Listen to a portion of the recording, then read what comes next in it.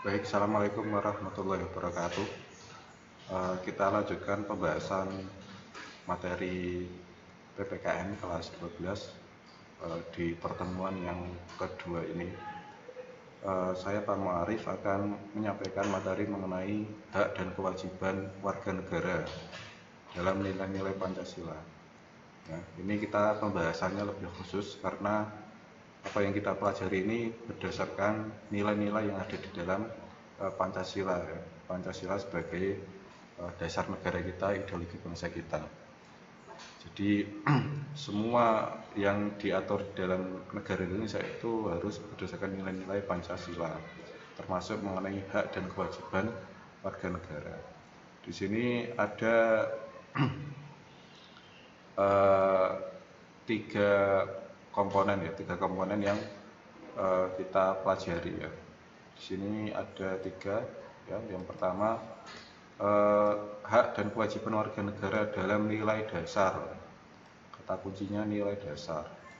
Kemudian yang kedua itu nilai instrumental, nilai instrumental. Dan yang terakhir adalah nilai praksis. Nilai praksis.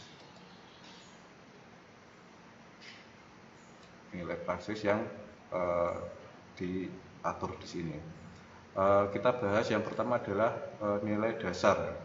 Jadi dalam sebuah nilai dasar itu diatur mengenai hal-hal yang paling mendasar, paling fundamental mengenai hak dan kewajiban warga negara. Itu semuanya termuat di dalam 5 nilai Pancasila.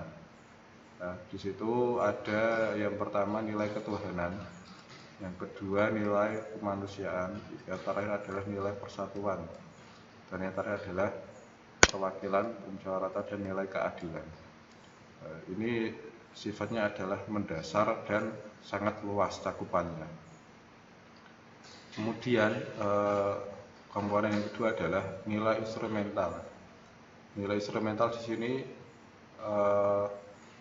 bisa diartikan sebagai sebuah instrumen. Instrumen itu alat ya, alat untuk melaksanakan nilai dasar. Ini penjabaran lebih lanjut mengenai nilai dasar. Yang pertama mengenai kewarganegaraan. Nah, status warga negara kita itu diatur.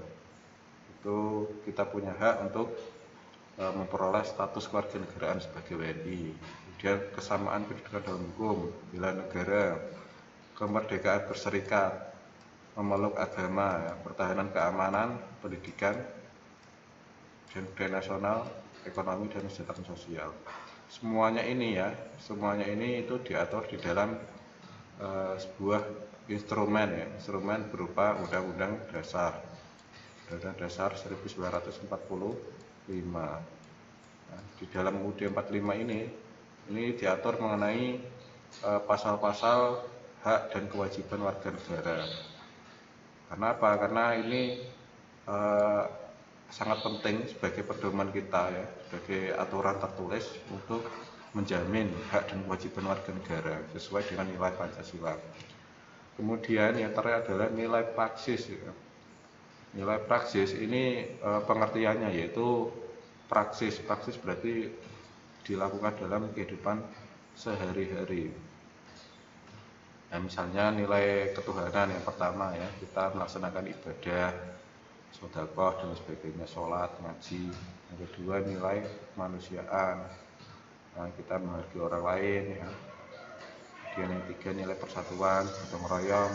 Yang keempat nilai kerakyatan ya, kita mengikuti pemilu, musyawarah.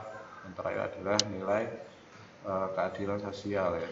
Keadilan sosial itu bisa diartikan sebagai nilai yang dilaksanakan dengan cara peduli terhadap orang lain, memberikan bantuan kepada orang lain, gotong royong dan lain sebagainya.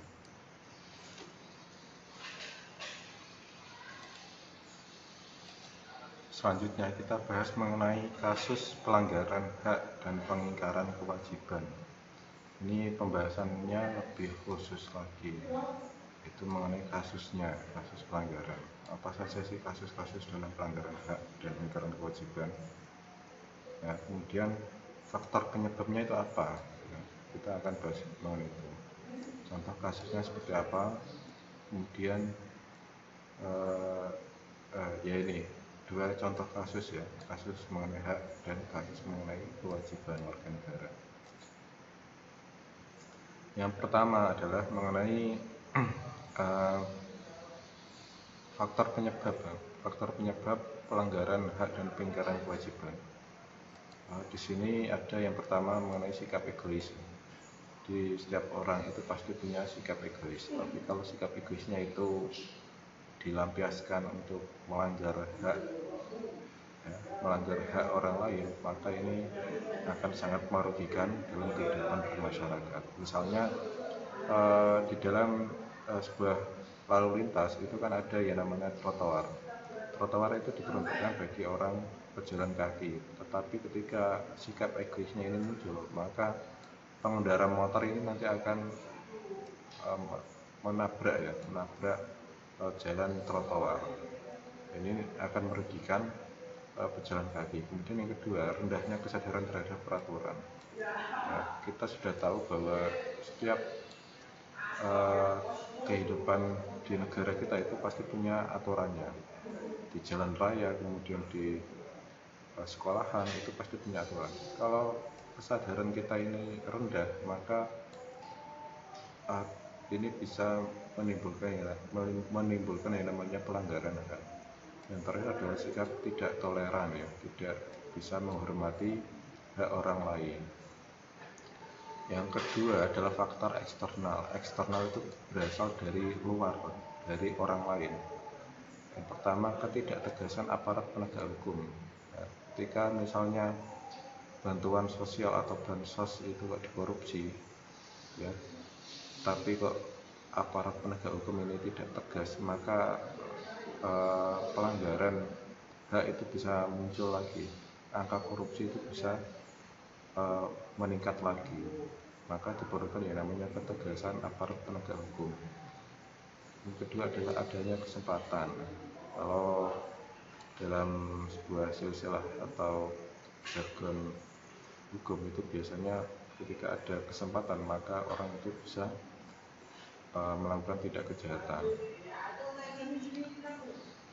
Kemudian minimnya sosialisasi peraturan, kemudian penyalahgunaan kekuasaan, terjadinya krisis moral aparat hukum yang bertindak sewenang-wenang, serta kesalahan dalam mengimplementasikan norma-norma hukum. Dan yang terakhir adalah penyalahgunaan teknologi.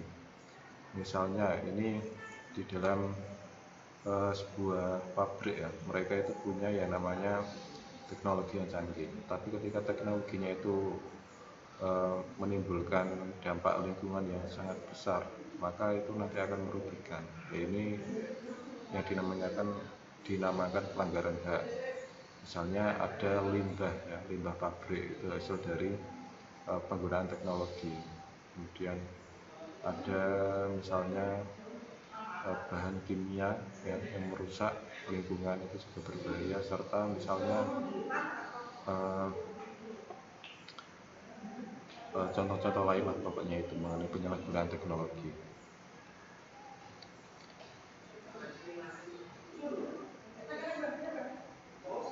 Saya kira itu yang bisa saya sampaikan dalam pertemuan kedua ini. Untuk selanjutnya nanti akan kita bahas di pertemuan ketiga. Terima kasih. Assalamualaikum warahmatullahi wabarakatuh.